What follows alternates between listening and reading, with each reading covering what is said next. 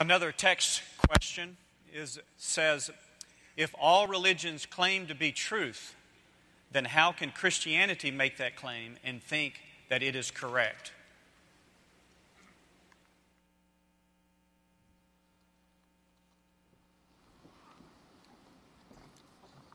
Appreciate that question, and it's a question that has the assumption that is very correct.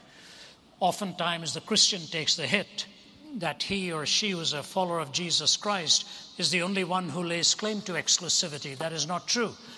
Gautama Buddha was born a Hindu, and he renounced two of the fundamental doctrines of Hinduism, the authority of the Vedas and the caste system. He could not accept those two, went on his own journey in search of enlightenment, and came, of course, with the Four Noble Truths and the Eightfold Path and the ultimate extinguishing of desire in his nirvanic pursuit.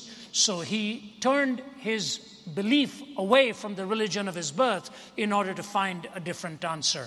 Islam is also exclusivistic in its claim, in all of its precepts and its 5 pillars and so on. What about these contradistinctions?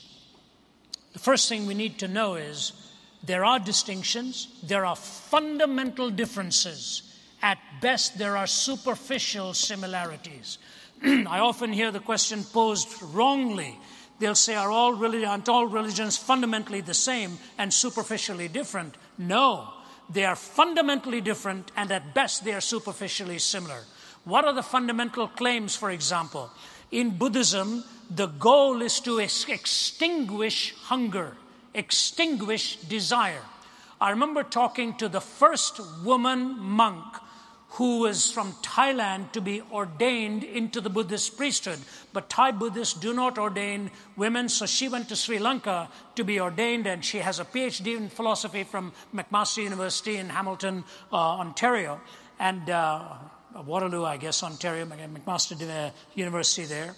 Got her PhD in philosophy, and she gave me the first interview.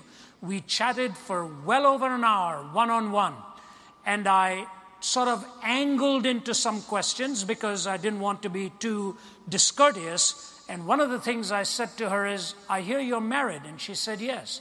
I said, you have children? She said, yes. I said, but you're living in a temple by yourself? She said, yes. I said, do you not see your children? She started crying. She said, I have a car. I said, you have a car? She said, yeah. I said, okay. So she drove herself because she can't allow a man to drive her, she said, so she has to drive herself. And she says, every evening at the end of the day, I try and meet up with one of my children. She said, this is the hardest part of my life. I said, so you are on the journey to extinguishing the desire to be with your children. Is that right? Is that a fair assessment? She kept quiet. And then I said this. I said, the Dalai Lama has as his primary pursuit now the freedom of Tibet. She said, that's right. I said, why does he desire that?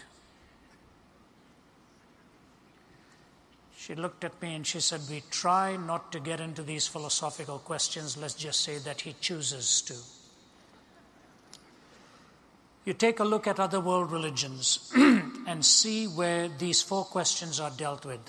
Origin, meaning, morality, and destiny. These 4 questions have to be answered in 2 ways. Follow me, please. Every particular answer has to correspond to truth, either through empirical form of measurement or through the logical reasoning process.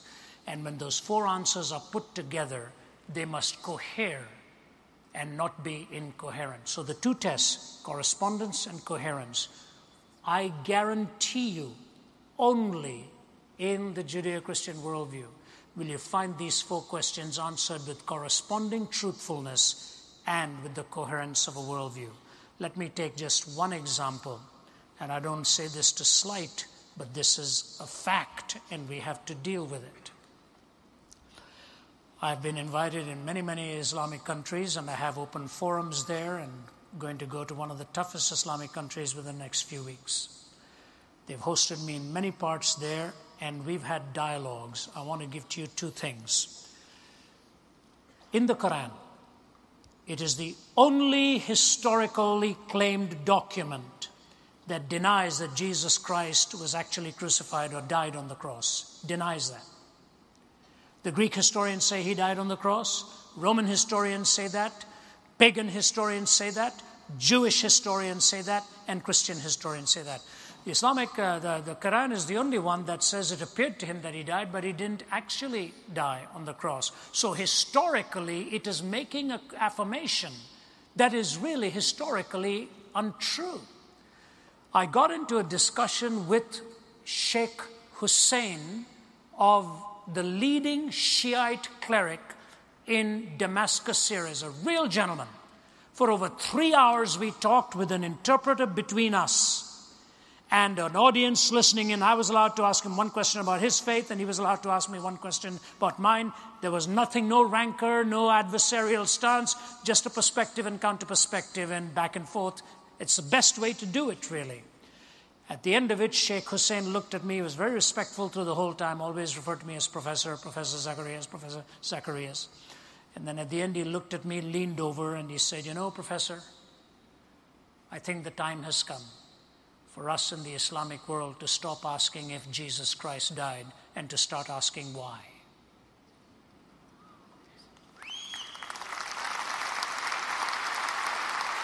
I said to him, "May I quote you on that, sir?" He said, "Yes, you may. I'm hopefully going to go there before long, and I hope we can meet up again." Origin, meaning, morality, and destiny. The Judeo-Christian worldview is not the only one that claims exclusivity, but it's the only one that takes those 4 questions with corresponding answers that are truthful and coherent answers that stand the test of time. And the ultimate answer of the resurrection from the dead that gives you hope and meaning. I see we have one more question left, and that's the sign here. I'll be happy to take that. I just want to add something to that very, very quickly, because the question comes also in this fashion. Have you studied all the religions in the world in order for you to know that your religion is right? Could it not be possible that you have missed something? Now, that sounds like a very daunting question, but it's really not that difficult to deal with, because all the worldviews in existence, all the worldviews that exist can actually be grouped at the very basic level. You could spend an eternity maybe studying just one of these religions. But all the worldviews in existence can be grouped under only 3 categories, all the worldviews. The first category is the view that only the universe exists. The other category is only God exists. Of course, you find naturalism and atheism on the left side. Only the universe exists. But when some Eastern religions will tell you only God exists, and that's cashed out in different ways. I'm just using the word God, just to make it easy for us to grasp these concepts. Then in the middle, you have the view that both God and the universe exist. Both God and the universe exist, and under that you have Judaism, Christianity, and Islam. So it's not difficult to apply the test that Ravi was talking about to these systems as a whole without having to study each particular one. You just need to know what the basic ideas, what the basic thoughts are for these views. Then you can critique all of them without having to be an expert in every worldview that's out there. So it's important for us to know that this is not so difficult to do. We are not making it up in trying to come up with an answer to this kind of a question. Continue the conversation.